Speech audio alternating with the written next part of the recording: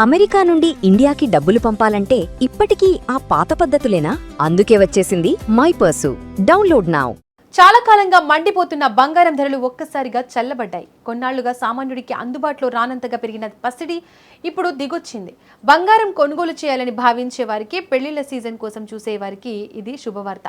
పెరిగిన ధరలతో ఆందోళన చెందిన వినియోగదారులకు ఈ తాజా తగ్గుదల భారీ ఊరటనిస్తోంది. మార్కెట్ నిపుణులు ఈ మార్పులను కీలక పరిణామంగా చూస్తున్నారు. నిన్నటితో పోల్చుకుంటే ఈ రోజు బంగారం ధరలు భారీగా తగ్గాయి. ఉదయం 10 గంటల సమయానికి 24 క్యారెట్ల బంగారం ధరలో 2070 తక్కువగా నమోదైంది. దీనివల్ల ఇప్పుడు 10 గ్రాముల స్వచ్ఛమైన బంగారం 1,45,910 వద్ద లభిస్తోంది. పసిడి బాటలోనే వెండి కూడా నడిచింది. వెండి ధర కేజీకి 5,000 తగ్గింది. దీంతో దేశీయ మార్కెట్లో కేజీ వెండి 2,45,000 స్థాయికి దిగి వచ్చింది. ప్రస్తుతం హైదరాబాద్ నగరంలో బంగారం ధరలను పరిశీలిస్తే 24 క్యారెట్ల బంగారం 10 గ్రాములు 1,45,910గా ఉంది. 22 క్యారెట్ల ఆభరణాల బంగారం 1,33,750 వద్ద ట్రేడ్ అవుతోంది.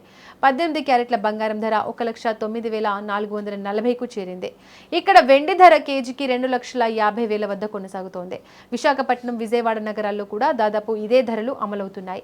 ముంబై, కోల్కతా, బెంగళూరు, పూణే వంటి ప్రధాన నగరాల్లో కూడా పసిడి ధరలు తగ్గుముఖం పట్టాయి.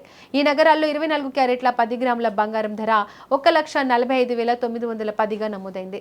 22 క్యారెట్ల బంగారం ధర 1,33,770కు పరిమితమైంది. దేశవ్యాప్తంగా వెండి ధరలు 2,45,000కు తగ్గుతుంటే కేరళలో మాత్రం స్వల్ప తేడాతో 2,50,000 వద్ద స్థిరంగా ఉంది.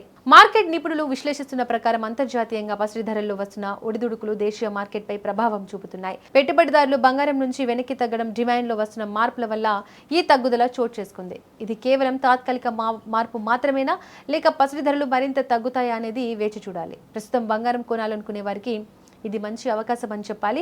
ఈ తగ్గుదల వినియోగదారుల ఆశలను పెంచింది. వరుసగా పెరుగుతున్న ధరల వల్ల కొనుగోళ్లు వాయిదా వేసిన వారు ఇప్పుడు షాపుల బాట పడుతున్నారు. ఆభరణాల తయారీదారులు కూడా ఈ తగ్గుదల వల్ల అమ్మకాలు పెరుగుతాయని ఆశిస్తున్నారు.